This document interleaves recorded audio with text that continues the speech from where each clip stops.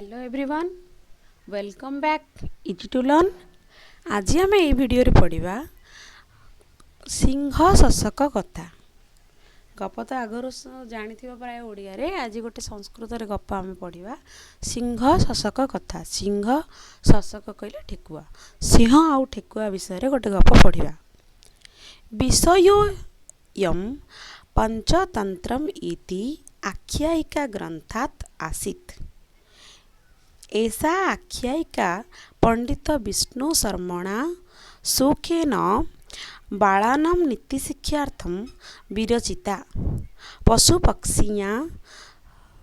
पशुपक्षिणां चरित्रम् आधारीकृत्य नित्योपदेशपूर्णाः कथाः अत्र उपलभ्यन्ते। प्रकृतपक्षे पंचतन्त्रमेव बालानां सर्वोत्तमः शिक्षणीयः ग्रन्थः। प्रदत्त सिंह शशक कथाया बुद्धिबलेन कथम अत्याचारिणः विनाशं संभवेत् तदेव प्रतिपादितं। मूलकथायाः संक्षेपणम् अत्र विहितम्। कौन देइछे ना विषयम, यही विषयटी आख्यायिका ग्रंथा तानितः पंचतंत्र आख्यायित ग्रंथरु आसी। ऐसा आख्यायिका पंडित विष्णु शर्माणा सुखेन खुशी रे बालानां नीतिशिक्षार्थं विरचिता। पशुपक्षिणां चरित्रम् आधारीकृत्य नित्योपदेशपूर्ण कथाः अत्र उपलभ्यन्ते। पशुपक्षी मानक चरित्र उपरे आधारित होइकी नीति उपदेश पूर्णा, नीति युक्त उपदेश युक्त पूर्णा, नीति उपदेश पूर्ण होइछि एही गप गुड़िकरे। प्रकृत पक्षे पंचतंत्रमेव बालानां सर्वोत्तम शिक्षणीय ग्रंथ। पंचतंत्र सब गुड़ाक गल्प शिक्षणीय अटे। प्रदत्त सिंह शशक कथायाम, प्रदत्त यही जो सिंह शशक कथारू बुद्धिबल द्वारा कथम अत्याचारिणः विनाशः संभवेत् तदेव प्रतिपादितम्। निज बुद्धिबल रे किपरि अत्याचारितंकु जे अत्याचार करुछि तांकर केमति विनाश होई पारे ताहा एठी कुहा जाईछि। मूल कथायाः संक्षेपणम् अत्र विहितम्। मूल कथार किछि संक्षेपण एठी दिया जाईछि। चलो आम पढ़िबा। प्रथम रे कस्मिंश्चित् वने भासुरको नाम सिंहः प्रतिवसति स्म। अथासौ नित्यमेवानक मृग शशकादीन् व्याप्यादयति। अथा निद्यु तद्वनजाः सर्वे वराहादयो मिलित्वा तमभ्युपेत्य प्रोचु। स्वामिन् किमनेन सकल मृगवधेन नित्यमेव यतस्तव एकानपि मृगेण तृप्ति भवन्ति। अद्य प्रभृति तवात्विविष्टस्य जातिक्रमेण प्रतिदिनमेको मृगो भक्षणार्थं समेष्यति। एवं कृते तव तावत् प्राणयात्रा क्लेशं विना भविष्यति। अस्माकं च पुनः सर्वच्छेदनं न स्यात्। आर डिफिकल्ट वर्ड कौन अच्छी देखीदबा। ये व्याप्यादयति हत्या करिबा, प्रोचुः कहिले, उपविष्टस्य बसी रहिथिबा, क्लेशम कष्ट, सर्वच्छेदनम सकल विनाश। ओके, तब देखिबा गोटे गोटे ओडिया रे अर्थ। कस्मिंश्चित् वने, कौनसी एक वनरे भासुर को नाम सिंह प्रतिवसति स्म रहुथिला। अथासौ नित्यमेवानेक मृग शशकादीन् व्याप्यादयति। तो से कौन करुथिला? नित्यमेवानेक मृग शशकादीन्, से आमर हरिण हो ना ठेकुआ हो समस्त को व्याप्यादयति मारी दौथिला।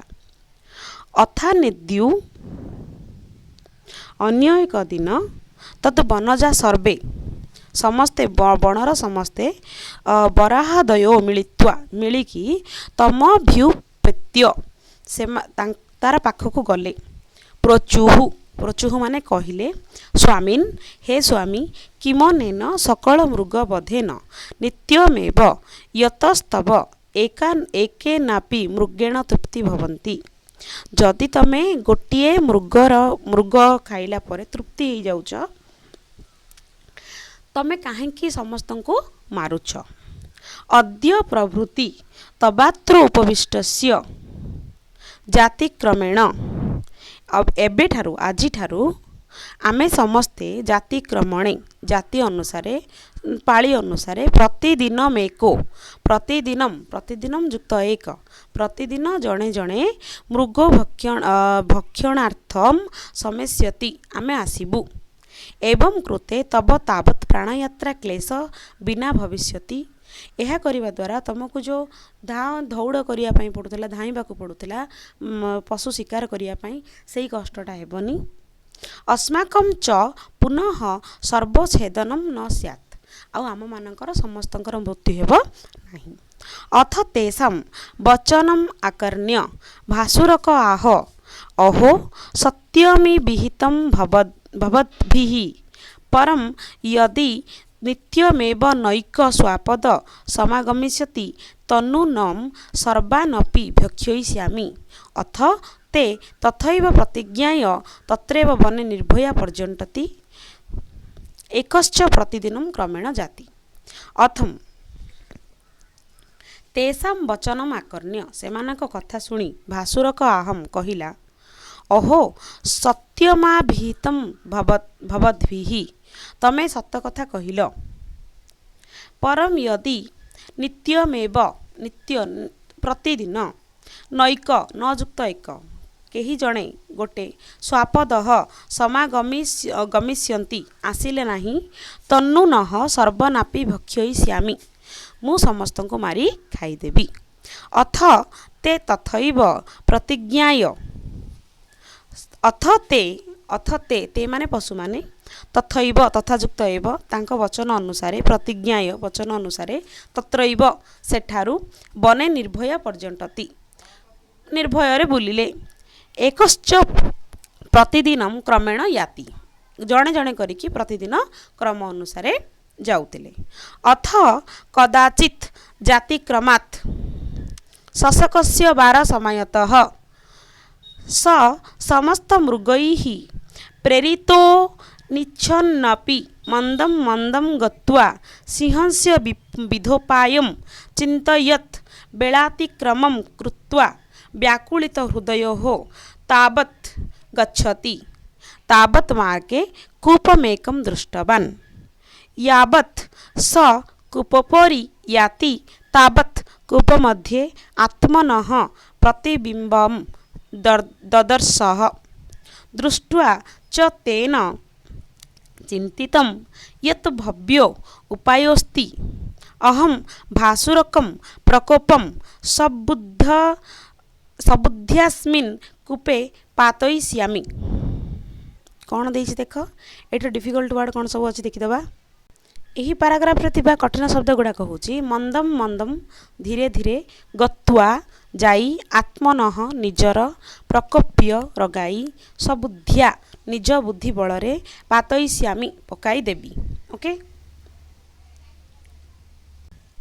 अथ कदाचित् जातिक्रमात् शशकस्य द्वारः समायतः एहीपरि केते दिन परे जातिक्रमात् शशकस्य गोटे ठेकुआर पाଳି आसिला समायतः आसिला स समस्त मृगैः समस्त मृगंकु प्रेरित निच्छन्नपि मंदम मंदम गच्छुआ समस्त मृगंक द्वारा प्रेरित हवा परे मंदम मंदम धीरे धीरे गत्वा गला सिंहस्य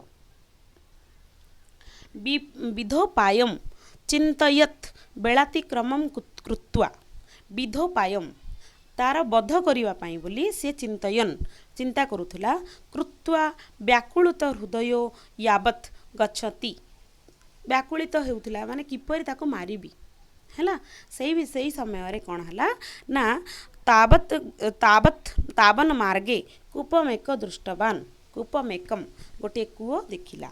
यावत स कूपोपरि याति जेमिति से कूप ऊपर को जाइछि तावत कूप मध्ये आत्मनः निजर प्रतिबिंबम ददर्शः देखिला।